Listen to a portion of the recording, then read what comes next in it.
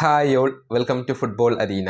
തങ്ങളുടെ രണ്ടാമത്തെ മത്സരത്തിന് വേണ്ടി അർജന്റീന ഇന്ന് ഇറങ്ങുകയാണ്. എതിരാളികൾ ഓസ്ട്രിയയാണ്. ഇന്ന് രാത്രി ഇന്ത്യൻ സമയം 10:30 ഈ മത്സരം നടക്കുക. ഈ മത്സരത്തിന് മുന്നേ ഓസ്ട്രിയൻ പരിശീലകനായ റാൾഫ് റാഗ്നിക്ക് മെസ്സിയെയും അർജന്റീനയെയും പ്രശംസിച്ചുകൊണ്ട് രംഗത്ത് വന്നിട്ടുണ്ട്. മെസ്സി ഒരു അത്ഭുത പ്രതിഭാസമാണ് എന്നാണ് റാൾഫ് റാഗ്നിക്ക് പറഞ്ഞിട്ടുള്ളത്. പക്ഷേ അർജന്റീന മെസ്സി മാത്രമല്ല, മെസ്സിയെ ആശ്രയിച്ചുകൊണ്ട് മാത്രം മുന്നോട്ട് പോകുന്ന ഒരു ടീമല്ല അർജന്റീന. മെസ്സിയേക്കാൾ വലുതാണ് അർജന്റീന.